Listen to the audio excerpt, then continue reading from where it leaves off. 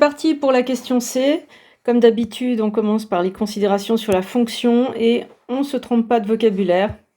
Donc la fonction h, il n'y a pas de problème de définition en 1/2, ni sur 1/2, donc vous fermez bien le 1/2, mais vous devez comprendre que le ln de t avec t égale 1, ça crée 0 au dénominateur, et ça on l'a vu ensemble. Un dénominateur qui s'annule, c'est dangereux, n'est-ce pas? Et voilà, la fonction h, elle est localement intégrable sur 1/2, 1 exclu.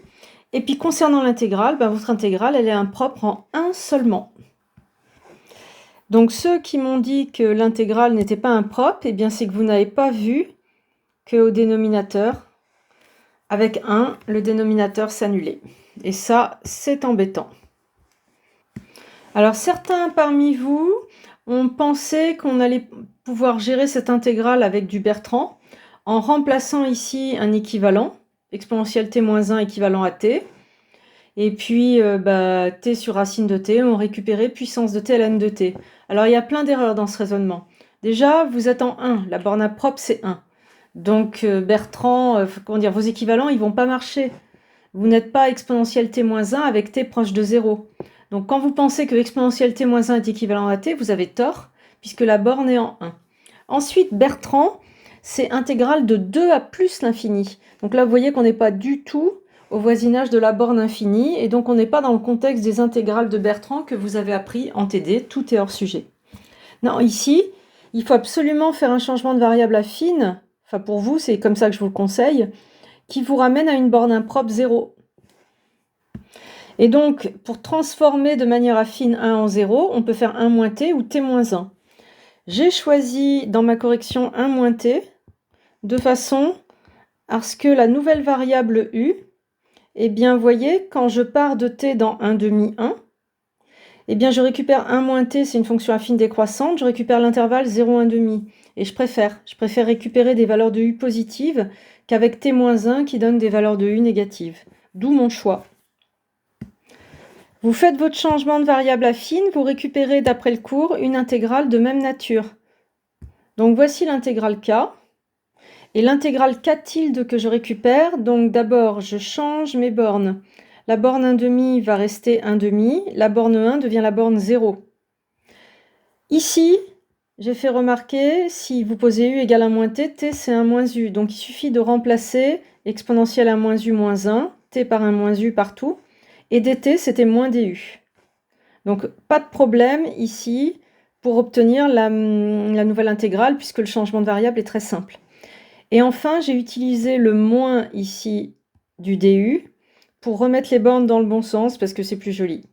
Donc ça m'a donné intégrale de 0 à 1/2 de du en enlevant le signe moins. Et donc l'intérêt de ce changement de variable, c'est que vous avez une intégrale de même nature que k, mais elle est impropre en 0. Et en 0, on a des repères. Ceux qui ont posé le changement de variable t-1/2, vous avez transformé 1/2 en 0, mais ça n'a aucun intérêt, puisque 1/2 n'était pas la borne impropre. Il faut faire un changement affine qui transforme la borne impropre en 0. Donc c'est pour ça que ça peut expliquer certaines de vos erreurs. Alors face à cette nouvelle fonction, qui est quand même un petit peu... qui est compacte, hein, finalement c'est quand même une fraction, un bloc produit, il me semble que pour essayer de visualiser ce qui se passe, on a envie de faire un équivalent. Surtout qu'on a dit qu'on est typiquement dans une configuration où on peut faire de l'équivalent facteur par facteur, puisqu'on n'a pas une expression sous forme d'addition. Donc exponentielle 1 moins u moins 1, c'est pas du tout équivalent à 1 moins u, ça c'est des erreurs que j'ai trouvées, de grosses erreurs sur les équivalents. Exponentielle v moins 1, ça fait v uniquement quand v est proche de 0. Là, u est proche de 0, du coup 1 moins u, lui, il est proche de 1, donc ça va pas. Non, là, en fait, quand vous regardez, pour u égale à 0, vous trouvez la valeur e moins 1 qui est non nulle, donc d'après la propriété de la limite finie non nulle, ça, vous pouvez le remplacer par e moins 1 en équivalent, tout simplement. Racine de 1 moins u, c'est pareil, il y en a qui m'ont mis que c'était équivalent à 1/2 de u, bah non, pas du tout, ou même moins 1/2 de u, ça marche pas non plus, vous confondez avec racine de 1 moins u moins 1. Racine de 1 moins u, quand u est proche de 0, je regarde la valeur, ça fait 1, c'est non nul, donc je remplace par 1 en équivalent. Et enfin, ln de 1 moins u, oui, lui, vous pouviez aller chercher un équivalent usuel. ln de 1 moins u, quand u est proche de 0, bah, c'est équivalent à moins u. Équivalent usuel en 0. Et donc, vous récupérez comme équivalent e moins 1, enfin 1 moins e, pardon, sur u.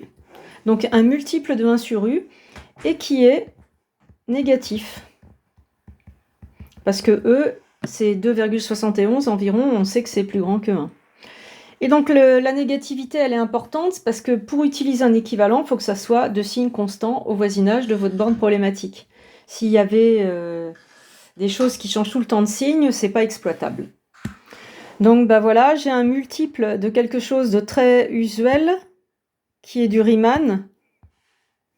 Donc je rappelle que cette intégrale-là diverge, c'est du Riemann usuel en 0. De toute façon, 1 sur u, il diverge que ce soit en 0 ou en l'infini. Mais voilà, on met bien les bornes appropriées.